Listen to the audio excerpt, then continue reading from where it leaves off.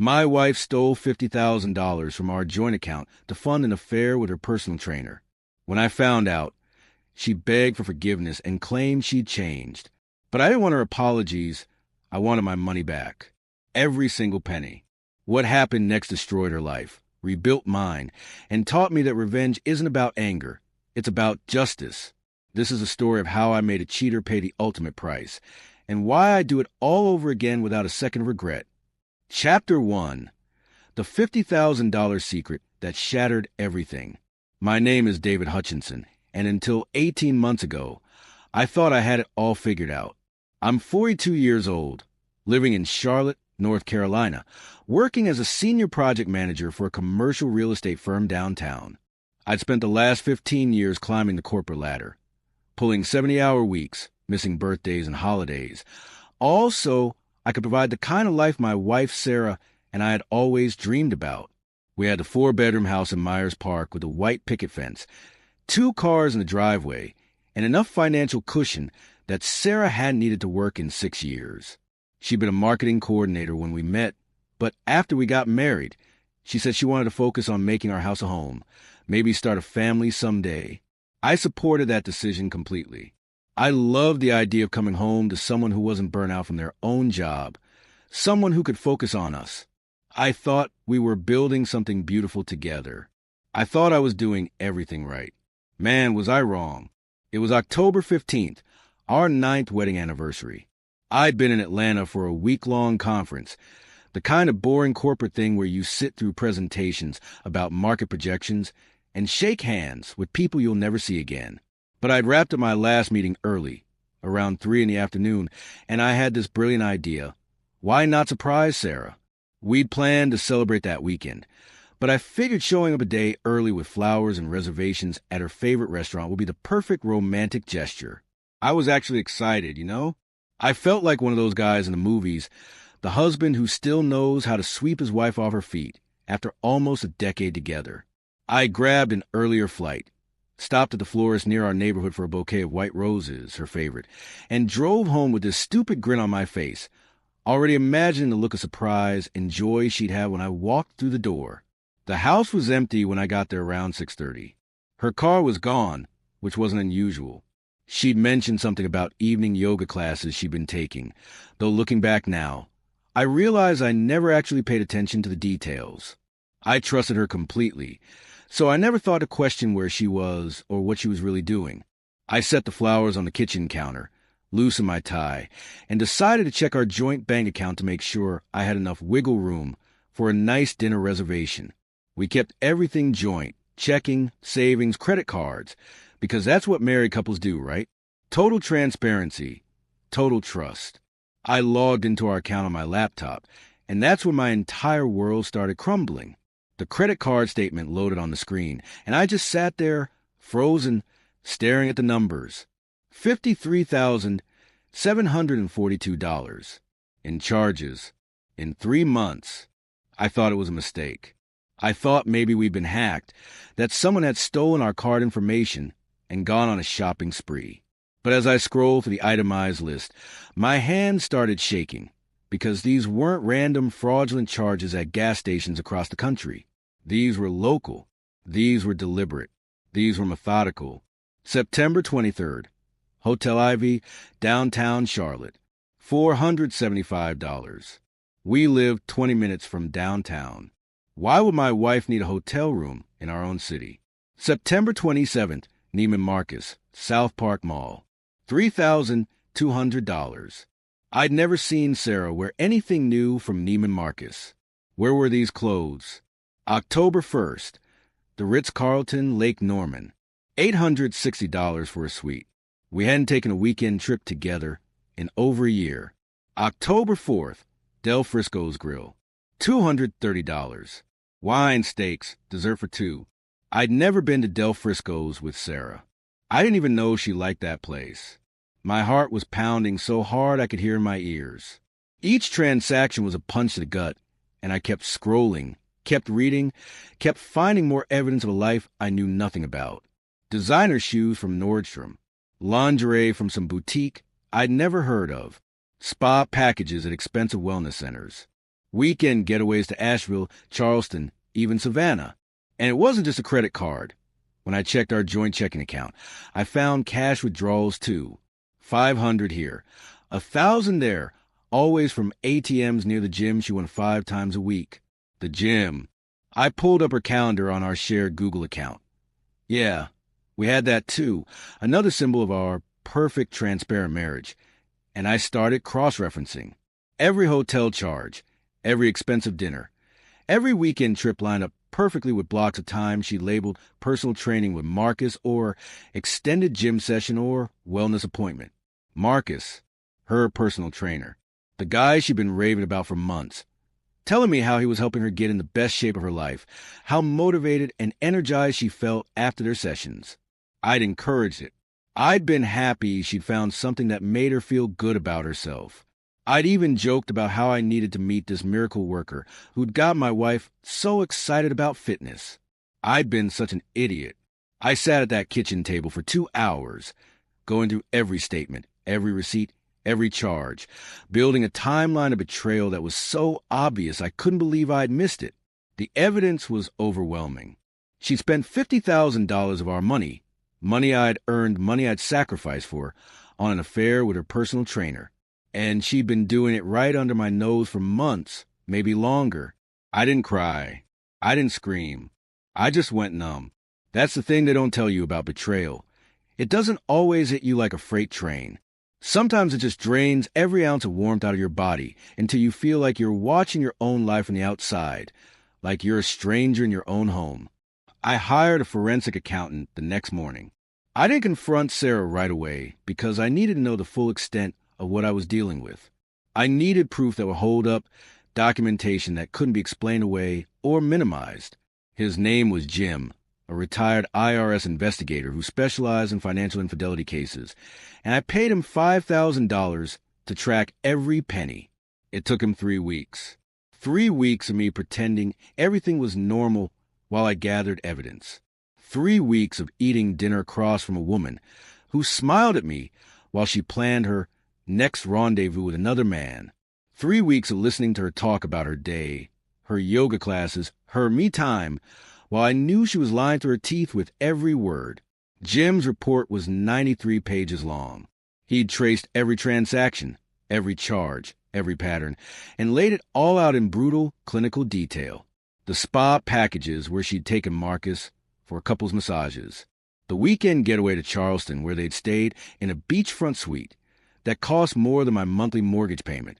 The custom Rolex she'd bought him, a $22,000 watch that I later found hidden in the glove compartment of her car, wrapped in tissue paper with a note that said, "To my everything, forever yours." I wanted to throw up. I wanted to put my fist through a wall. But instead, I printed out every bank statement. I made copies of every receipt. I took screenshots of every suspicious calendar entry. I documented everything because I knew what was coming, and I wasn't going to let her get away with this. Not emotionally, not financially, not in any way. The confrontation happened on a Tuesday night. I texted her earlier in the day asking her to be home by 7, that we needed to talk about something important.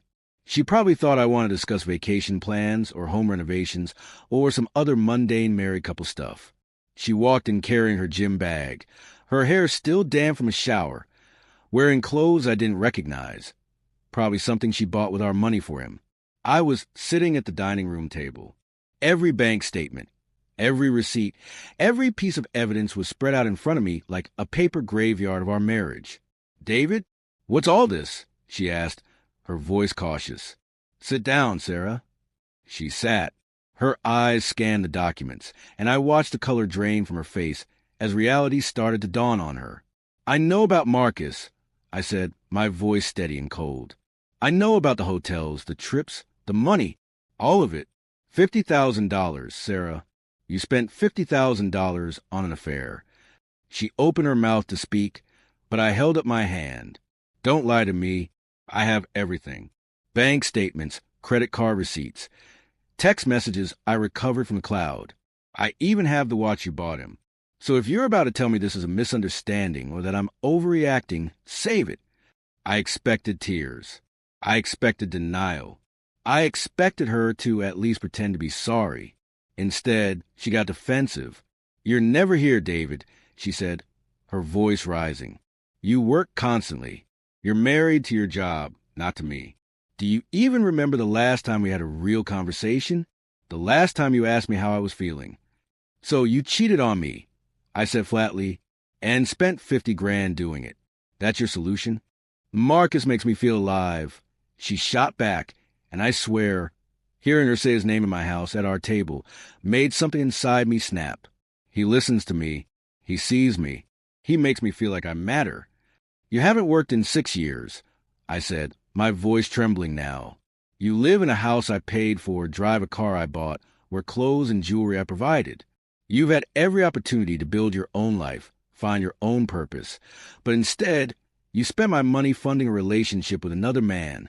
And now you're sitting here telling me you deserve this." "I sacrificed my career for this marriage," she said, tears finally starting to fall, but they felt manipulative, performative. "I gave up everything to support you. You chose to stop working," I said. "Nobody forced you. And I supported that choice because I loved you and wanted you to be happy. But you didn't sacrifice anything, Sarah. You've been living off me while betraying me, and now you're trying to make yourself the victim." She didn't have an answer for that. She just sat there crying, and I realized in that moment that I didn't feel anything for her anymore. No love, no anger, just a cold, empty nothing.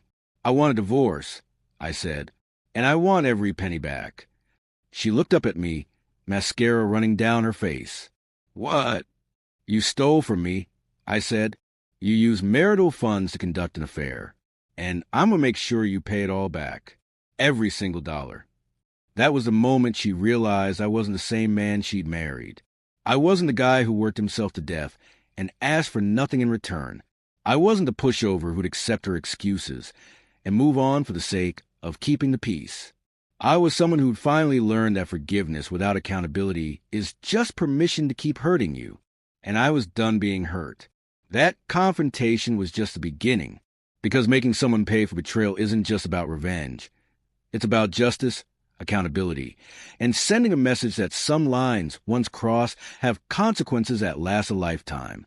In the next chapter, I'll tell you exactly how I built the case that would change both of our lives forever. Chapter 2, The Lawyer, the Ledger, and the Reckoning. After that confrontation at the dining room table, Sarah moved out the next morning.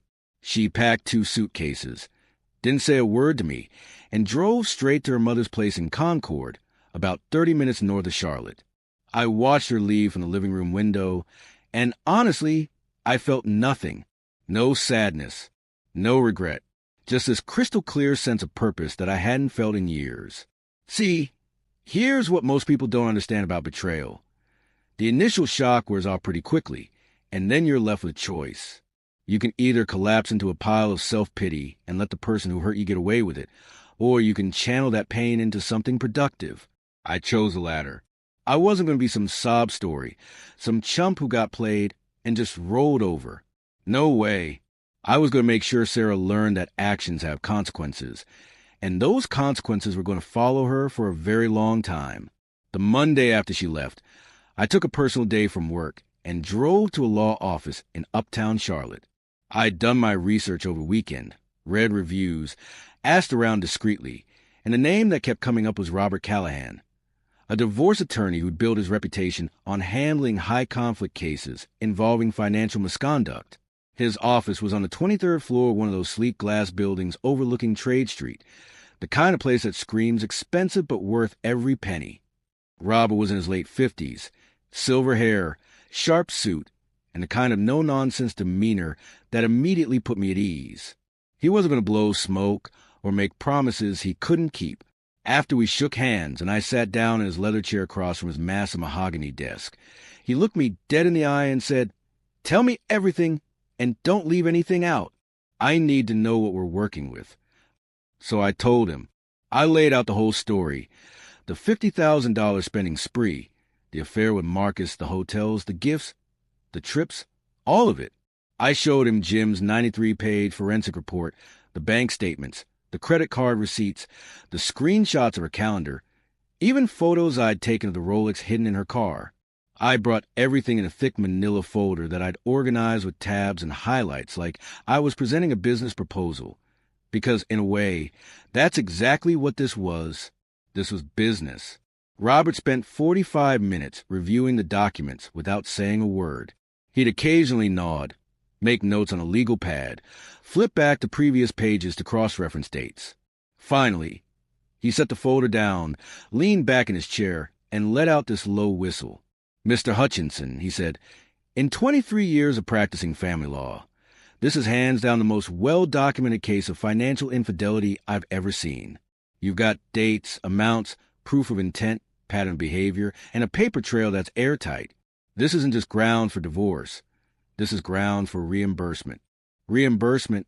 I asked, leaning forward. "In North Carolina, we have what's called the Equitable Distribution Statute," he explained.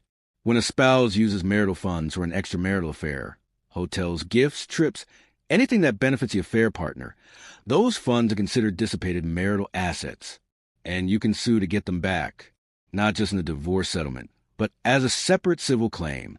We're talking full reimbursement, plus court costs, plus potentially punitive damages if we can prove intentional misconduct." I felt this surge of something I hadn't felt since I discovered the affair. Hope, not hope that we'd reconcile or that things would go back to normal, but hope that justice was actually possible. Hope that I wouldn't just be another guy who got screwed over and had to eat the loss, because that's what society expects men to do when their marriages fall apart. How do we do this? I asked. Robert smiled. It wasn't a warm smile. It was a smile of a predator who just spotted prey.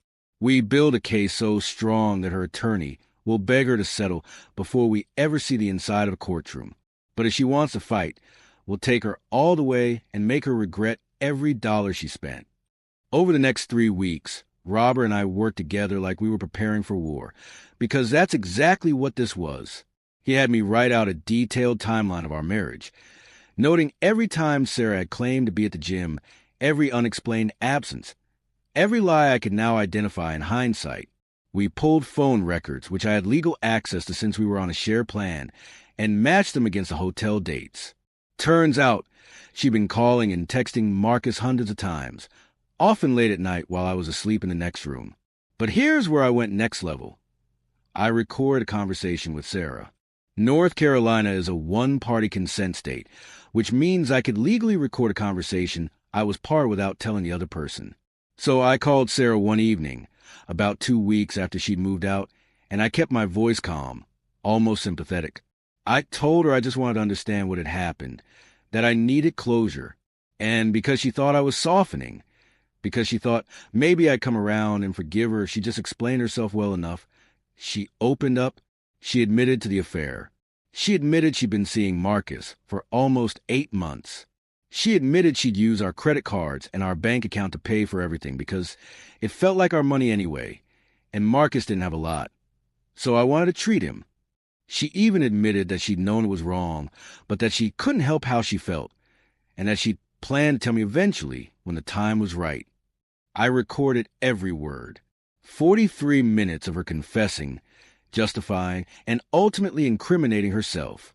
When I played it for Robert in his office, he actually laughed, not out of cruelty, but out of sheer professional satisfaction. "This is a slam dunk," he said. "With this recording, the financial documentation, and the pattern of behavior, there's no defense she can mount that will hold up. We've got her dead to rights."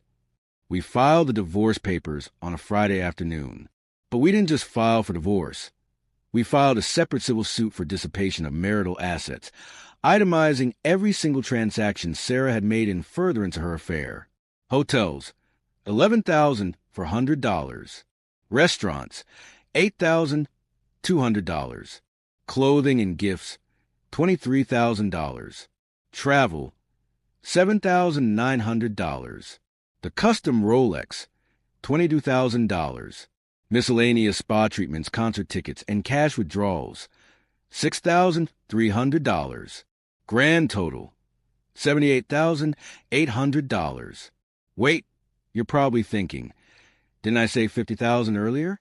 Yeah, I did, because when Jim dug deeper, He found charges going back further than I'd initially realized.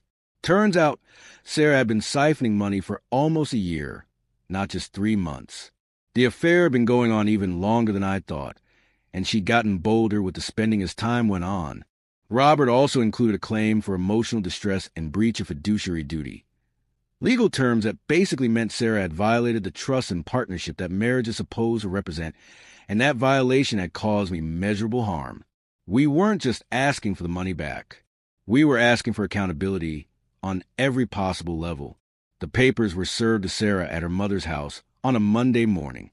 I know the exact time because I'd asked the process server to text me confirmation. It was 9:47 a.m. By 10:15, my phone started blowing up. She called me 17 times in the span of an hour. 17. I didn't answer any of them. I let every single call go to voicemail, and I saved every single message. They started out angry. "How dare you do this to me, David? You're ruining my life. This is vindictive and cruel." But by the 7th or 8th message, the anger had turned to panic. "David, please pick up. Please. I can't pay this. I don't have $78,000. I don't even have a job. You know, I don't have this kind of money. Please, we can work this out. Please call me back." But here's the thing. I didn't care. I didn't care that she was panicking. I didn't care that she was scared. Because when she was spending my money on her affair, when she was lying in my face every single day, when she was sleeping with another man in hotel rooms I paid for, she didn't care about me. She didn't care about our marriage. She didn't care about the consequences. So why the hell should I care now? Her mother called me too. Sweet woman, Mrs. Patricia Devlin, who'd always treated me like a son. She left me a voicemail practically begging me to reconsider, saying that Sarah had made mistakes but that this lawsuit would destroy her future and that I was being too harsh. I texted her back. I didn't have the heart to ignore her completely, and I said, "Patricia, Sarah spent $78,000 on an affair. That's not a mistake. That's a choice she made every single day for a year. I'm not being harsh. I'm being fair." She never responded. Sarah's attorney reached out to Robert within 3 days, asking if we'd be willing to settle. Robert forwarded me the email, and we had a phone call about strategy. The offer was laughable. Sarah would agree to divorce, waive any claim to alimony, and pay me back $10,000 over 2 years. $10,000 out of 78. Robert didn't even dignify it with a counteroffer. He responded with one sentence: "See you in court." Looking back now, I realize that those 3 weeks of building the case were some of the most empowering weeks of my life. Not because I enjoyed hurting Sarah, I didn't, but because I was finally taking control of a situation that had been completely out of my control. For months, she'd been calling the shots, living her double life, making decisions that affected both of us without any input from me. But now I was the one with the power. I was the one with the evidence, the legal team, and the moral high ground. And let me tell you something. When you've been betrayed, when someone has looked you in the eye and lied to you while stealing from you, there's nothing more satisfying than watching them realize they're not going to get away with it. Not this time. Not ever. Because betrayal isn't just about what someone did to you. It's about what you allow them to get away with. And I wasn't allowing anything. In the next chapter, I'll walk you through what happened when Sarah's world started collapsing in real time. And trust me, it was a thing of beauty. Chapter 3, watching her world collapse in real time. You know what's wild? When you're going through something like this, people always want to know if you feel guilty. Friends, co-workers, even my own brother asked me if I felt bad about going after Sarah so hard. And my answer was always the same, not even a little bit. See, guilt requires that you've done something wrong. And holding someone accountable for stealing from you and betraying you isn't wrong. It's necessary. What would be wrong is letting her walk away thinking that kind of behavior is acceptable, that she could just move on to the next guy and pull the same crap because, hey, it worked out fine the last time. Nah, I wasn't going to be that guy. The first domino to fall was Marcus. Remember him? The personal trainer. The love of her life. The guy who made her feel so alive that she dropped 78 grand on him? Yeah, that guy. Turns out his love was directly proportional to the size of my bank account. About a week after Sarah got served with the divorce and civil suit papers, I heard through a mutual friend. Funny how people love to gossip when there's drama. That Marcus had completely ghosted her, blocked her number, unfriended her on social media. The whole 9 yards. At first, I thought maybe he was just laying low, trying to avoid getting dragged into the legal mess. But then I found out the real reason. My attorney had included Marcus's name in the civil suit as a potential co-defendant. See, Robert had explained to me that in North Carolina, we could potentially go after the affair partner for something called alienation of affection. It's this old-school law that basically says if someone knowingly interferes with your marriage and causes your spouse to lose affection for you, you can sue them for damages. Not every state has it, but North Carolina does, and Robert wanted to use it as leverage. The moment Marcus got wind that his name was in legal documents, that he might actually have to face consequences for sleeping with a married woman and accepting expensive gifts bought with her husband's money, he bounced. Gone. Vanished like a fart in the wind. I found out later from one of the guys at Sarah's old gym. Yeah, I still had friends there, that Marcus had quit his job, packed up his apartment, and moved to Nashville within 3 weeks. Just up and left. Didn't even give 2 weeks' notice. The gym owner was pissed because Marcus had a full client roster and left everyone hanging. But hey, that's what happens when you're a coward who only cares about easy money and easy women. When Sarah realized Marcus had abandoned her, she completely fell apart. Her mom called me again. Poor Patricia was really trying to play mediator and told me Sarah had been crying nonstop for days, that she couldn't eat, couldn't sleep, kept saying she'd lost everything. And you know what I thought when I heard that? Good. Welcome to the club, Sarah. Welcome to the world of consequences. But it got better. Or worse, depending on whose side you're on. Sarah, in her infinite wisdom, decided she needed to control the narrative. She needed people to see her as a victim in all this. The poor misunderstood wife who'd been driven to cheat by her cold, workaholic husband. So she started reaching out to our mutual friends, spinning this sob story about how I was emotionally abusive, how I'd neglected her for years, how she'd only turned to Marcus because she was lonely and desperate for affection. Now, I could have gotten angry about that.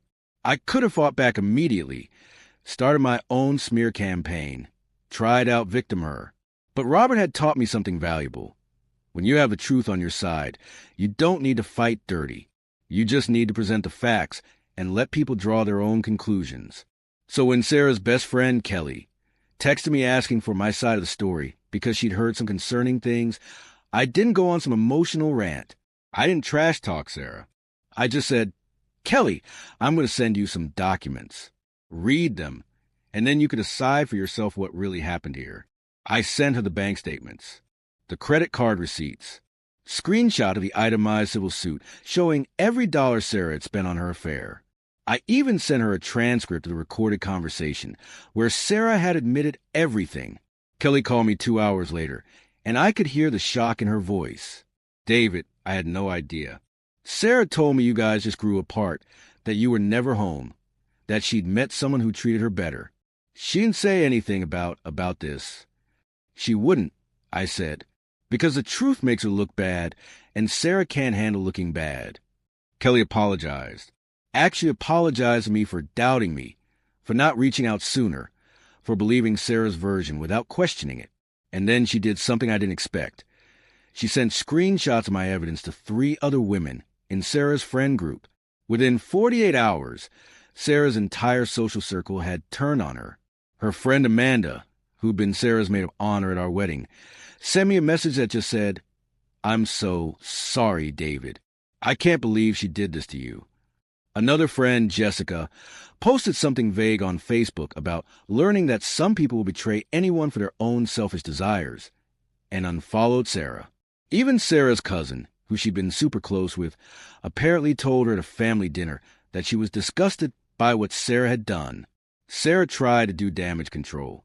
She posted this long, dramatic thing on Instagram, because of course she did, about toxic people who try to destroy you when you're just trying to find happiness, and fake friends who turn on you the second things get hard.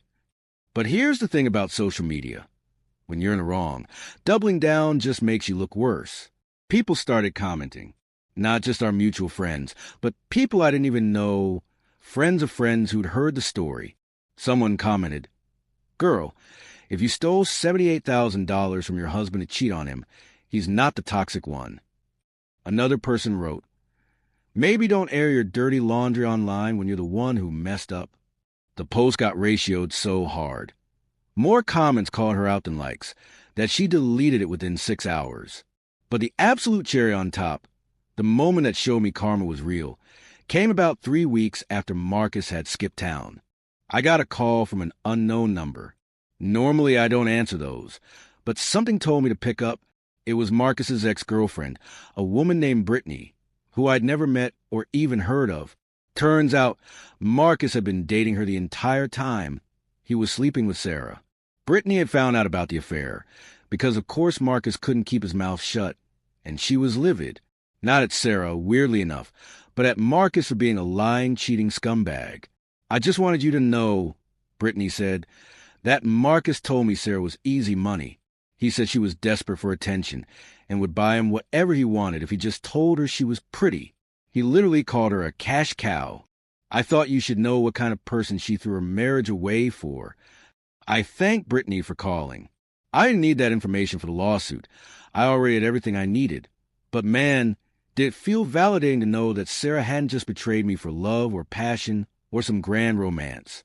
She betrayed me for a guy who saw her as nothing more than a walking ATM, a joke, a mark. I didn't tell Sarah about that call. I didn't need to rub salt in the wound. But I did mention to Patricia during one of our brief conversations, and I know she told Sarah, because the next day I got a text from Sarah that just said, "I hope you're happy. You've ruined my life." I stared at that text for a long time, and then I typed back, "You ruin your own life, Sarah. I'm just making sure you pay for it." She didn't respond. Here's the thing people need to understand. When someone betrays you, they're banking on you being too kind, too forgiving, or too tired to hold them accountable. They're hoping you'll take the high road, let bygones be bygones, and just move on with your life while they face zero consequences. And society reinforces that, especially for men. We're told to suck it up, to not be vindictive, to just accept that relationships end and move forward. But you know what? Screw that. I wasn't interested in being noble or taking the high road if that road meant letting Sarah get away with stealing from me and humiliating me. The high road is great when both people are operating in good faith, but when someone has spent a year lying to your face and funding an affair with your money, the high road is just another way of saying be a doormat. I chose accountability instead. I chose consequences. I chose to make sure that Sarah's actions followed her, that she couldn't just rewrite history and play the victim, that everyone who knew us understood exactly what she'd done and why our marriage had ended. And watching her world collapse, watching her lose her friends, her reputation, her affair partner, and her ability to control the narrative, that wasn't cruelty. That was justice. Because justice isn't just about legal outcomes. It's about the truth coming to light. It's about people facing the reality of what they've done. It's about making sure that betrayal costs something real and lasting. And Sarah's betrayal was about to cost her a whole lot more, as you'll see in the next chapter, when we finally stepped into that courtroom. Chapter 4. The Court Battle and the Sweetest Victory. The deposition happened on a cold Tuesday morning in February, about 4 months after I'd filed a divorce and civil suit. For those of you who don't know what a deposition is, it's basically a formal interview where attorneys ask you questions under oath, and every word you say gets recorded by a court reporter and can be used against you in trial. It's serious business, and lying during a deposition is perjury, which means criminal charges. Robert had prepared me for mine the week before, running through potential questions Sarah's attorney might ask, coaching me on how to stay calm and stick to facts. My deposition lasted about 2 hours, and it was pretty straightforward. Yes, I discovered the affair. Yes, I documented the spending. Yes, I wanted reimbursement for marital funds used for an extramarital relationship. Sarah's attorney, a middle-aged guy named Todd Brennan who looked perpetually exhausted, tried to paint me as a neglectful husband who'd driven Sarah into another man's arms. But Robert shut that down fast. Your client's feelings about the marriage don't give her the legal right to spend $78,000 on an affair, Robert said. My client's work schedule isn't on trial here. Her theft is. Boom. That was it. My deposition wrapped up before lunch, and I felt pretty good about it. But Sarah's deposition? Man, that was a whole different ball game. Robert had told me I could attend Sarah's deposition if I wanted to, and hell yes I wanted to. I needed to see this. I needed to watch her sit across from my attorney and explain, under oath, why she thought it was okay to do what she'd done. So I took another day off work, put on my best suit, and showed up at the law office conference room where depositions were being held. Sarah walked in 15 minutes late, which was typical. She'd always had this thing about punctuality, or lack thereof, that used to drive me crazy. She was wearing a plain black dress, minimal makeup, hair pulled back in a ponytail, clearly going for the I'm a humble, remorseful woman look. But when she saw me sitting there next to Robert, her eyes went wide and her face went pale. Todd leaned over and whispered something to her, probably telling her I had every right to be there, and she sat down stiffly, avoiding eye contact. The court reporter swore her in, and Robert got started. Mrs. Hutchinson, let's begin with the basics. How long were you married to David? 9 years, Sarah said quietly. And during those 9 years, did you work outside the home? No, not after the first 3 years. So for 6 years, you were financially supported entirely by your husband's income. Is that correct? Yes. Robert pulled out a thick binder, the same one I'd given him months ago, and slid it across the table. I'm going to show you what's been marked as Exhibit through Exhibit M. These are bank statements and credit card statements from your joint accounts with Mr. Hutchinson covering the period of January 2024 through October 2024. Do you recognize these documents? Sarah glanced at them, and I could see her hands trembling. Yes. Can you explain to me why, during this period, there are charges totaling $78,800 for hotels, restaurants, gifts, travel, and other expenses that Mr. Hutchinson had no knowledge of? I don't know the exact total, she stammered. Well, I do, Robert said, his voice sharp, because I've itemized every single transaction. So let me ask you again, can you explain these charges? Sarah looked at Todd, who nodded slightly, giving her permission to answer. She took a shaky breath. I was seeing someone. His name is Marcus. I use our accounts to pay for things when we were together. Things like hotel rooms in Charlotte, where you live? Yes. Things like a $22,000 Rolex watch. Her voice cracked. Yes. Things like trips to Charleston, Asheville, and Savannah? Yes. Robert leaned back in his chair. Mrs. Hutchinson, at any point during this affair, did you ask your husband's permission to spend this money? No. Did you tell him you were having an affair? No. Did you tell him you were spending tens of thousands of dollars on another man? No. So you lied to him, repeatedly, for nearly a year while spending his money on your affair partner. Is that a fair characterization? Todd jumped in. Objection, argumentative. Robert didn't even blink. I'll rephrase. Mrs. Hutchinson, did you lie to your husband about where you were going and what you were doing during this period? Sarah's eyes filled with tears. Yes, I lied. And there it was, on the record, under oath, no wiggle room, no reinterpretation, no spinning the story to make herself look better, just a cold, hard truth. But Robert wasn't done. He spent the next hour going through the exhibits line by line, making Sarah identify and explain every charge. The hotel on September 23rd, that was when Marcus had told her he wanted a romantic night away, even though they lived in the same city. The $3,000 Neiman Marcus charge, that was lingerie and clothes Marcus had picked out for her. The Del Frisco's dinner, that was their 6-month anniversary celebration. With every answer, Sarah looked smaller, more defeated. At one point, she actually started crying, real tears, not the manipulative kind, and Todd had to call for a break so she could compose herself. When they came back, her eyes were red and puffy, and she looked like she wanted to disappear into the floor. The worst part, though, came near the end when Robert asked her about Marcus. Mrs. Hutchinson, where is Marcus now? I don't know, she whispered. You don't know? He left. He moved away. When did he leave? About 3 weeks after I got served with the divorce papers. Did he tell you he was leaving? No, he just stopped answering my calls. So the man you spent $78,000 on, the man you destroyed your marriage for, abandoned you the moment there were legal consequences. Is that accurate? Sarah didn't answer. She just sat there, tears streaming down her face, and nodded. Todd tried to object, said the question was irrelevant, but Robert had already made his point. The jury, if we ended up going to trial, would hear that Sarah had thrown away a 9-year marriage and nearly $80,000 for a guy who didn't even stick around when things got tough. It was damning, and everyone in that room knew it. After the deposition, Todd pulled Robert aside and asked if we'd be willing to settle. Again, this time, the offer was better. Sarah would agree to pay back $40,000 over 5 years, plus she'd waive any claim to the house, the cars, and any retirement accounts. It was a significant improvement from the first lowball offer, but it still wasn't good enough. We want full reimbursement, Robert told him. $78,800, plus court costs. If she can't pay it all at once, we'll accept a structured payment plan, but we're not negotiating on the amount. She spent it.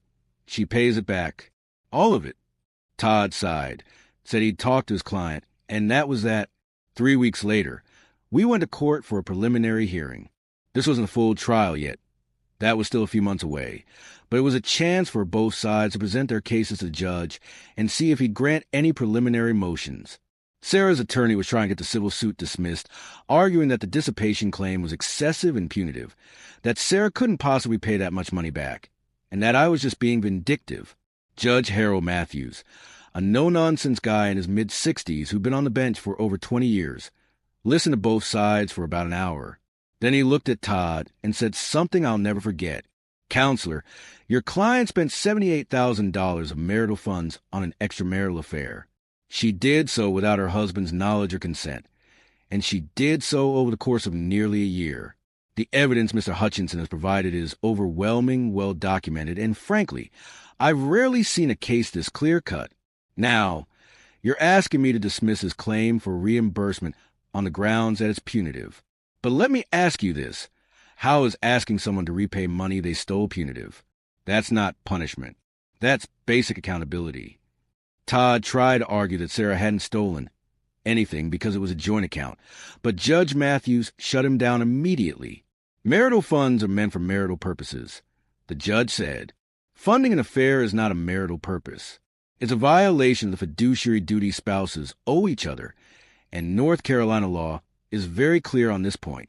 If your client had spent this money on gambling, drugs, or any other non-marital purpose, Mr. Hutchinson would have the same right to seek reimbursement. The fact that she spent on an affair doesn't make it any less actionable. If anything, it makes it worse. The judge denied the motion to dismiss. The civil suit would proceed to trial alongside the divorce, and Sarah would have to face the full weight of what she'd done. As we walked out of the courthouse, Robert clapped me on the shoulder and said, "That went about as well as it possibly could have. The judge is on your side. The evidence is airtight, and her attorney knows he's fighting a losing battle.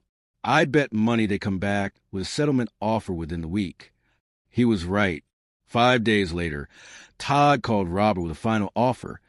Sarah would agree to pay back $47,000, which was roughly what she'd spent after factoring in some expenses that were harder to definitively prove were affair-related, plus $10,000 in court costs and attorney's fees.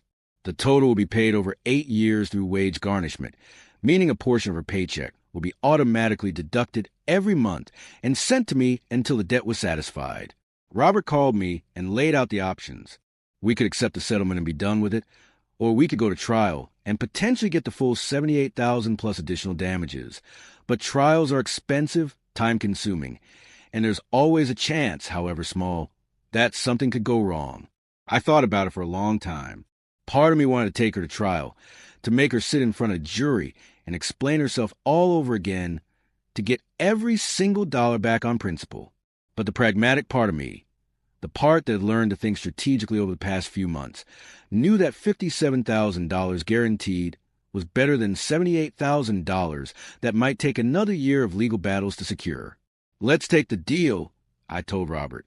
But I want it in writing, ironclad, with penalties if she misses payments.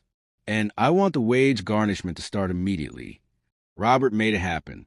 2 weeks later, Sarah signed the settlement agreement.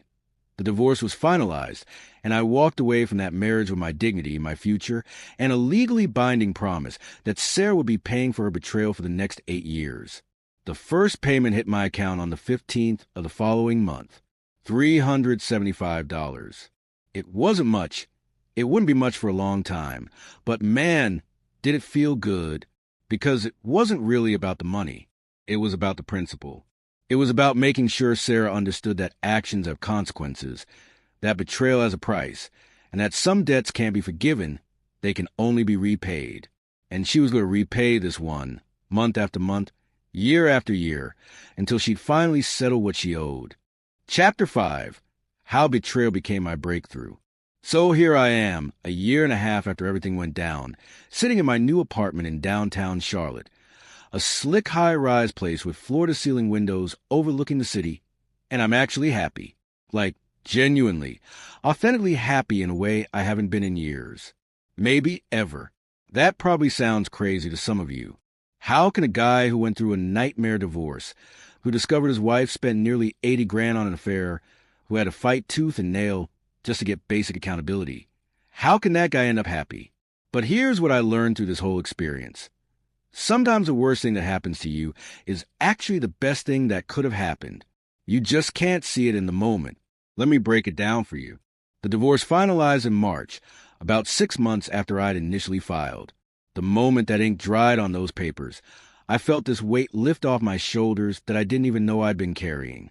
For years, probably the last 3 or 4 of my marriage, I'd been walking around with this low-level anxiety, this constant feeling that something was off, that I was working my ass off for a life that wasn't actually making me happy.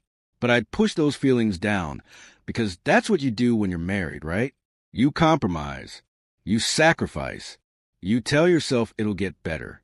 Except it wasn't going to get better. Sarah wasn't going to change. And I was never going to be enough for someone who didn't actually value me in the first place. The day after the divorce was final, I made a decision. I was going to invest in myself with the same energy I'd spent trying to save a dead marriage. I was going to build a life I actually wanted instead of a life I thought I was supposed to want. First thing I did, I sold the house in Myers Park. Too many memories, too much square footage for one person. And honestly, I didn't want to live in a place where Sarah had brought Marcus while I was out of town working. The realtor told me I was crazy for selling in a down market, but I didn't care. I wanted a fresh start, and I got one. Sold it for a decent profit. Enough to put a solid down payment on my new place downtown, and still have cash left over. The apartment I bought is smaller, but it's mine. Everything in it is mine. Every piece of furniture, every dish, every decision about paint colors and layouts. It all reflects what I want, not what someone else thinks I should want. You don't realize how much of yourself you lose in a bad marriage until you get the chance to rediscover who you are without that person's opinions weighing you down. Second thing I did, I threw myself into work, but in a different way. Before, I'd been grinding 70-hour weeks out of obligation, out of this belief that if I just made enough money, if I just provided enough, everything else would fall into place. But now I was working because I actually enjoyed it. I got promoted to Senior Director of Operations about 6 months after the divorce, which came with a significant raise and more autonomy. I started mentoring younger project managers, leading bigger deals, actually feeling passionate about what I was doing instead of just going through the motions. My boss, Steve, pulled me aside one day and said something that stuck with me. "David, I don't know what changed, but you're a different person than you were a year ago. You're more focused, more confident, more decisive. Whatever you're doing, keep doing it." What I was doing was simple. I was living for myself. I was making decisions based on what I wanted, not what I thought would make someone else happy or keep the peace at home. And that shift in mindset made all the difference. Third thing, I reconnected with friends I'd lost touch with during my marriage. Guys from college, old coworkers, people I used to grab beers with before Sarah started complaining that I was spending too much time going out with the boys instead of staying home with her. Turns out those friendships hadn't disappeared. I just stopped nurturing them because I was too busy trying to be the perfect husband to a woman who was cheating on me anyway. My buddy Chris, who I'd known since freshman year at UNC, reached out after he heard about the divorce through the grapevine.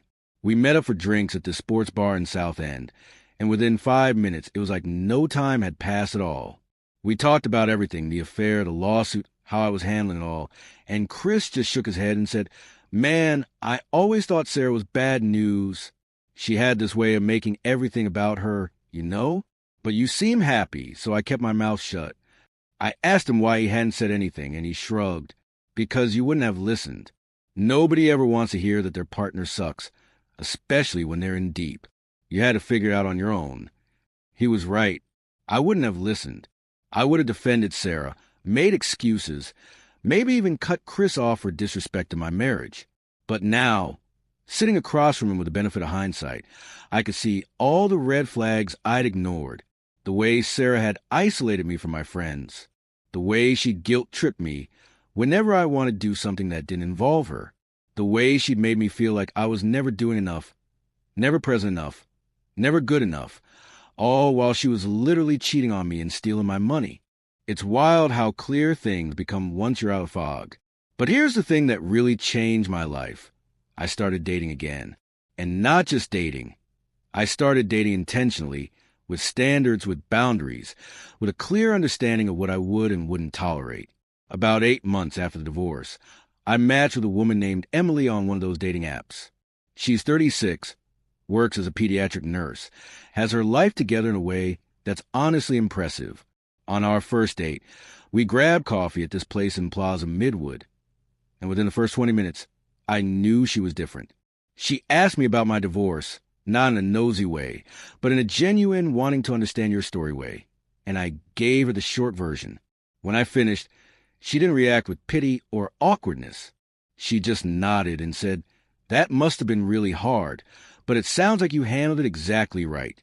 Too many people let stuff like that slide because they're afraid of confrontation, or they think forgiveness means accepting disrespect.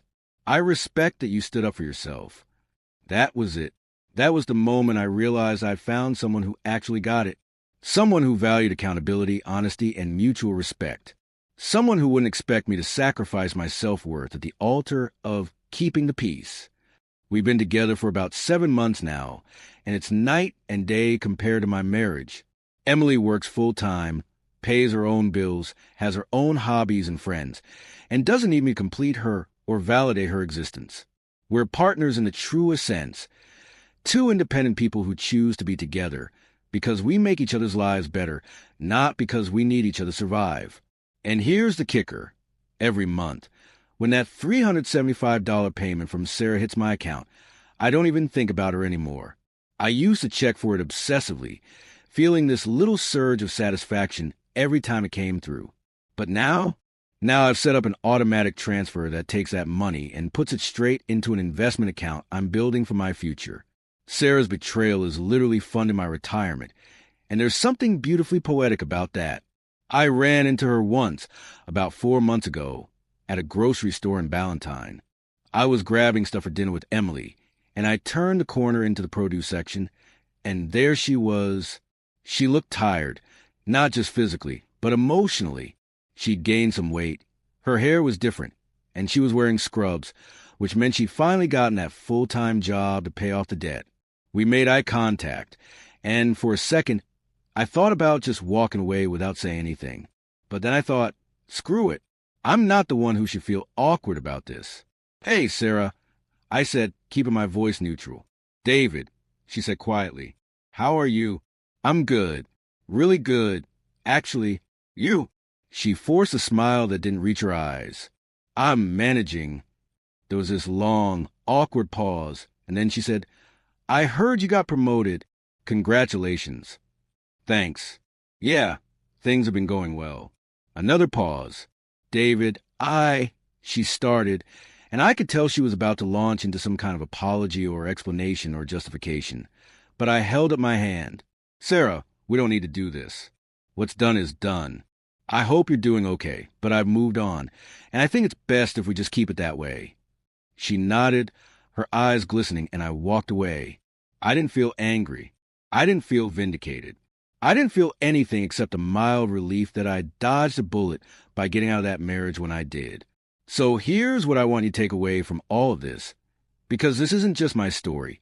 It's a blueprint for anyone who's ever been betrayed, used, or taken advantage of by someone they trusted. First, accountability isn't optional. If someone wrongs you, especially someone who's supposed to love and respect you, you have every right to demand consequences. You don't owe them forgiveness just because they're sorry or because society tells you to be the bigger person. Forgiveness without accountability is just enabling, and enabling bad behavior guarantees it'll happen again, either to you or to the next person. Second, investing in yourself is never selfish. For years, I poured everything I had into making Sarah happy, building a life I thought we both wanted, sacrificing my time and energy and money for a partnership that was one-sided. The moment I redirected that investment toward myself, my career, my friendships, my mental health, my future, everything changed. I became happier, more successful, more confident, and more attracted to people who actually deserve my time. Third, the best revenge is a life well lived. Yeah, I made Sarah pay back the money. Yeah, I held her accountable in court. But the real victory wasn't the settlement or the wage garnishment. It was the fact that I came out of the situation stronger, wiser, and better than I went in. Sarah's life got smaller. Mine got bigger. That's not because I'm vindictive or cruel. It's because I chose growth over bitterness, action over victimhood, and self-respect over people-pleasing. And finally, betrayal is expensive, but it should never be free. When someone lies to you, cheats on you, steals from you, or uses you, they're gambling that you won't fight back. They're betting that you'll be too tired, too forgiving, too conflict-averse to hold them accountable. And when you let them get away with it, you're teaching them that your boundaries don't matter, that your worth is negotiable, that bad behavior has no consequences. Don't teach them that lesson. Make them pay, make them remember, and then walk away knowing that you valued yourself enough to demand better. I'm not going to lie and say this whole experience was easy or that I didn't have some dark nights where I questioned everything. But looking back now, from where I'm sitting in this apartment with a job I love, a woman who actually respects me, and a future that's entirely mine to build, I can honestly say I'm grateful it happened. Because Sarah spending $78,000 on her affair forced me to wake up. It forced me to stop accepting crumbs and start demanding the respect I deserved. It forced me to rebuild my life from the ground up, and in doing so, I built something better than what I had before. So if you're listening to this and you're in a situation where someone is using you, betraying you, or taking advantage of you, I want you to ask yourself one question. What are you willing to tolerate? Because whatever you tolerate becomes your standard, and your standard determines the quality of your entire life. Don't settle for people who don't value you. Don't accept betrayal as the price of keeping the peace. Don't let anyone convince you that holding them accountable makes you the villain.